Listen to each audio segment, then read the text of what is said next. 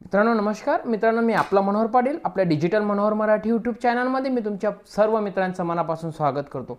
मित्रांनो, आपण मागे आपल्या यूट्यूब चॅनलवर राजपत्र म्हणजे काय किंवा राजपत्रासाठी लागणारे डॉक्युमेंट्स यावर एक व्हिडिओ बनवलेला आहे। मित्रांनो, त्यावर मला भरपूर कमेंट्स आलेले आहेत की राजपत्र हे कुणासाठी असतं किंवा राजपत्राचा उपयोग काय किंवा राजपत्र म्हणजे काय किंवा राजपत्रासाठी डॉक्युमेंटची पूर्तता कशी करायची, या सर्व गोष्टींच्या मला कमेंट्स आलेल्या आहेत।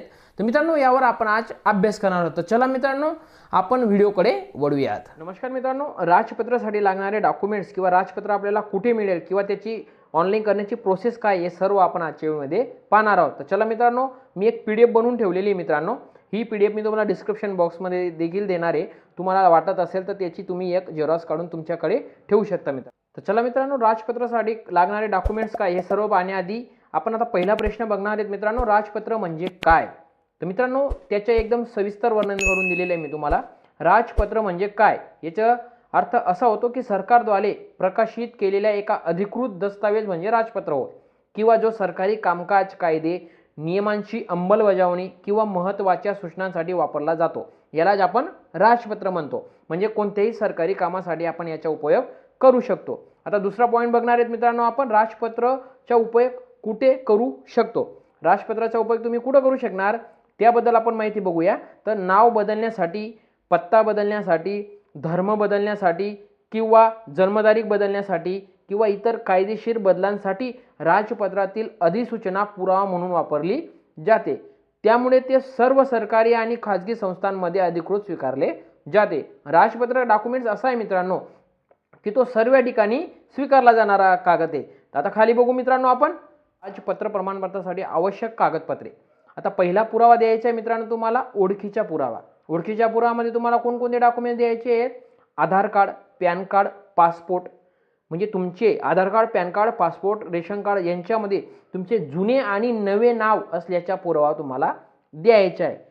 तो कसा द्यायचा आहे पुरावा मित्रांनो? तुमचे दोघं नावांची तफावत, तुम्हाला ज्या नावांमध्ये प्रॉब्लेम येत आहे त्यांच्या नावाचे जे तुमच्याकडे डॉक्युमेंट्स असतील ते तुम्हाला तिथं सादर करायचे आहेत।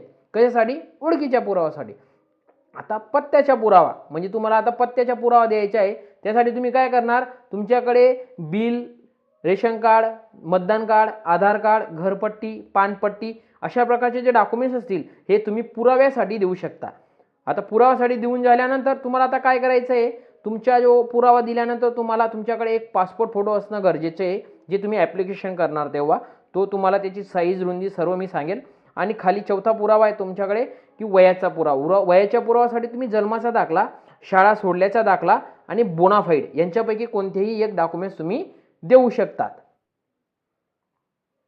वयाचा पुरावा दिल्यानंतर मित्रांनो पाचवा पॉइंट आहे जातीचा दाखला म्हणजे कास्ट सर्टिफिकेट। ते कुणाला लागणार आहे मित्रांनो? जर तुम्ही मागासवर्गीय असाल तर तुम्हाला सर्वांना ते कास्ट सर्टिफिकेट तिथं देणे बंधनकारक आहे। सहावा पॉइंट बघणार आहेत आपण शपथपत्र म्हणजे ॲफिडेव्हिट। आता ॲफिडेव्हिट कसं करायचं? नोटरी किंवा मॅजिस्ट्रेट समोर शपथ घेऊन नाव बदलण्याची घोषणा करणारे शपथपत्र। ते तुम्ही एखाद्या वेंडरकडे जाऊन तुम्ही ते करू शकतात। सरळ एक 50-100 रुपये घेतील, तुम्हाला ते साध्या कागदावर नोटरी म्हणून करून घ्यायचं आहे। आणि सातवा पॉइंट आहे तुमच्याकडे ॲप्लिकेशन फॉर्म। आता ॲप्लिकेशन फॉर्म तुम्हाला जो तुमच्याकडे ॲप्लिकेशन फॉर्म कसा असतो मी सर्व त्याचा एक व्हिडिओ देखील मी तुम्हाला आय बटनावर देणार आहे। आणि मी तो अगोदर पण तुम्हाला डॉक्युमेंटची 2 व्हिडिओ मी आपल्या राजपत्राच्या आपल्या यूट्यूब चॅनलवर टाकलेले आहेत। त्याची लिंक मी डिस्क्रिप्शन बॉक्समध्ये देखील देणार आहे आणि आय बटनावर देखील देणार आहे। तर मित्रांनो, अशाच प्रकारचे योग्य व्हिडिओ मिळवण्यासाठी आपल्या मराठी यूट्यूब चॅनलवर तुम्ही सबस्क्राईब करा व तसेच बेल आयकॉनला क्लिक करायला विसरू नका।